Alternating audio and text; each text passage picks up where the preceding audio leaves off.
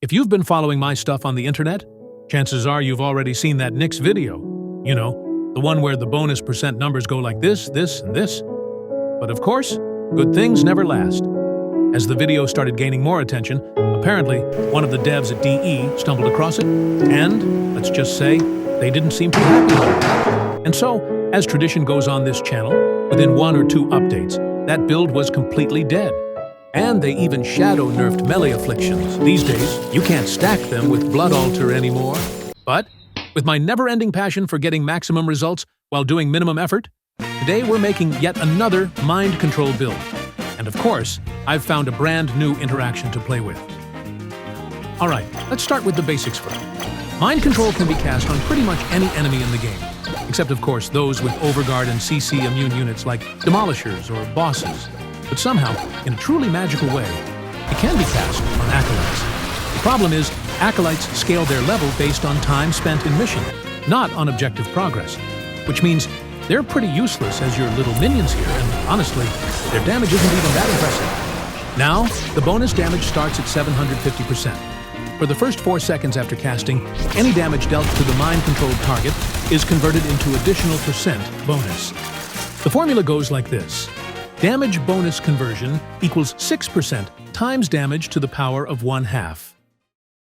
After a long round of testing, I found that Zariman Incarnons weapons give you some of the highest possible percent bonuses. Why? Because of that perk, 50% chance to deal plus 2000% damage on non-critical hits. That perk effectively makes Fenmore, Felarx, and Latum crit, with 50% chance at 21 times crit damage. Absolutely insane compared to normal weapons. Among these, we're going with Felarx. Why Felarx? First, it's a shotgun, which means you can stack massive bursts of damage in a short time frame. Second, it is a multi-co weapon, so all that burst happens even harder. Right now, this thing is arguably the hardest hitting primary in the game when it comes to short, concentrated damage windows. Alright, the build itself is actually pretty straightforward. We're not reinventing the wheel here. It's basically your standard Felarx setup. 2 galvanized mods, fire rate, magazine size, 90% heat, primed cold, faction mod, and primary deadhead. In the Exilus slot, slap on projectile speed. For the Riven, we're running a minus crit chance roll. If you don't have one, just replace it with primed point blank. Now, full disclosure, I didn't have enough capacity to max the fire rate mod, so sorry to anyone out there with OCD watching this. Don't worry, it hurts me too. Technically, yeah, you could squeeze even more damage by maxing Shotgun Barrage and swapping the 90% heat mod for primed electric. But honestly, we're already out of capacity. And more importantly, Felarx also has to do trash clearing. Between Blast and Magnetic, Blast is obviously the better option for that. As for evolutions, Evo 2 is Frictionless Flight. Evo 3, Evolved Autoloader. Trust me, you do not want to reload 6.5 seconds on this thing after slapping on extra magazine size. With this perk, you just swap weapons for 2 seconds and come back to a full mag.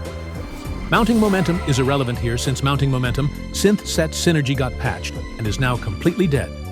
Evo 4 is Racking Rate, because this is a non-crit build, and Evo 5 is Devastating Attrition, of course. To maximize Felarx's DPS output, here's the routine. You need to kill exactly 4 trash mobs to get all your buffs stacked. The first 2 give you full galvanized savvy stacks. The third maxes out Deadhead, and the fourth maxes out Galvanized Hell. After that, swap to Compressor, prime the target, swap back, cast Mind Control, and just unload into their head. At that point, you're stacking somewhere around 25 to 30,000% damage bonus, depending on how many crits you roll on Felarx and how spicy your Riven stats are. Of course, that's not enough yet. What we've covered so far is just the tip of the iceberg. Mind Control's AI is still just enemy AI. And that means sometimes it's clunky, sometimes it's dumb. To patch that up, we slap on Mind Freak and add a few strength mods. That way, the bonus attack speed and fire rate from the augment at least help cover some of the AI's stupidity.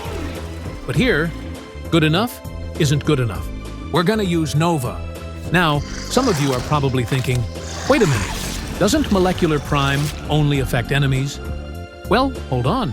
Before we answer that, we need to check exactly how the effects of these 2 abilities interact. So first, let's make things easier to see. Head over to the loadout. and change Nova's ability colors. Swap both the Emissive and the energy color to a bright yellow. Easter Palette, row 1, column 5. When you cast Mind Control, the enemy's health bar turns gray.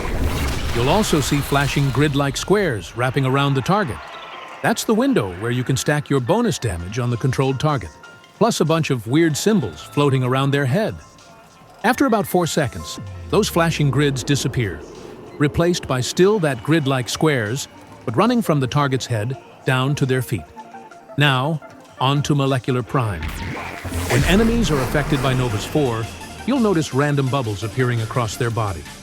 On top of that, their glow will pulse in different ways. If they're sped up, the light spreads from the middle of their torso outward to head and feet. If they're slowed, the glow collapses inward back to the center. But for our purposes, just pay attention to the bubbles. From that, it's reasonable to assume, if a mind-controlled enemy is also buffed by Nova's 4, they should show both effects, the Nyx control visuals and the Nova bubbles, right? Yes. But now, you are only seeing the mind control effect, which means Nova's 4 doesn't apply to allies, no matter what you try. At least, until you swap the casting order. Cast Nova's 4 first, then Mind Control. That's when the fun begins. Now you'll see both sets of effects on the same target. From Nyx, gray health and the floating symbols. From Nova, the bubble visuals, which proves that Molecular Prime is still active on the unit. But is it just a visual bug? To make sure, I stacked enough strength for Nova's 4 to hit the 75% speed cap. Then I unpaused the enemy. Nova's 4 first, then Mind Control. Suddenly that same Gorgon turns into a 6-barrel minigun turret, spewing bullets like a lawn sprinkler on steroids. Looks fun, right? But of course, if we want our mind-controlled unit to become a real one-man army, we'll need more. Which brings us to the build for Nova. Even though Nova's 4 caps at 75% speed or slow, we still need strength for Mind Free. Add in 2 holster mods to boost Felarx damage. Like I mentioned earlier, you want to prime first before stacking percent bonus for max effectiveness. Now, you might be thinking, wait, isn't it a huge mistake to ever run negative range on Nova? Because lower range means smaller molecular prime, right? Actually, no. Molecular primes spread distance scales with duration, not range.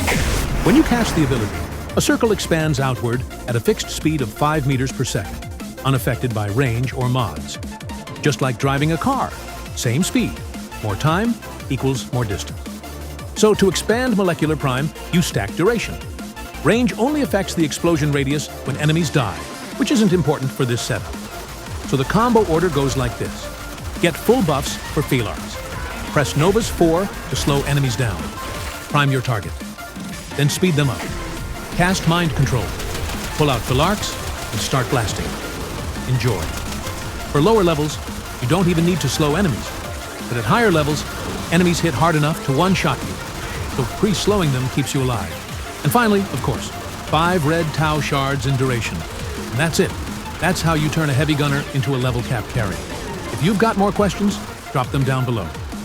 Did DE ever expect Nova to become Nyx's personal steroids dealer? But honestly, while editing this video, I actually got scared of myself and of what I've just cooked up here. Anyways, what you're about to see might surprise you.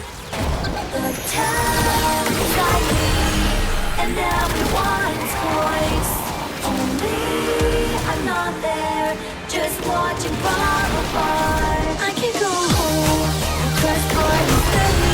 Something will change. Without me, I don't want to play.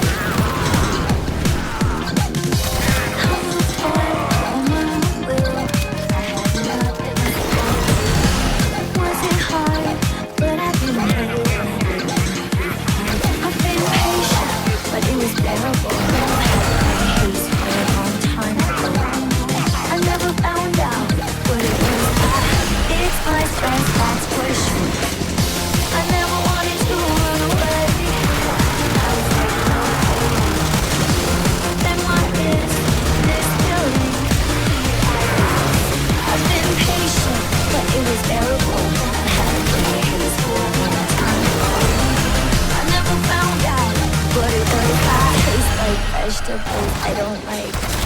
But now it's fighting, and everyone's voice. I'm not there, just watch from afar. Can you go home? 'Cause I'm afraid something will change. Me without me, I'm the one to blame.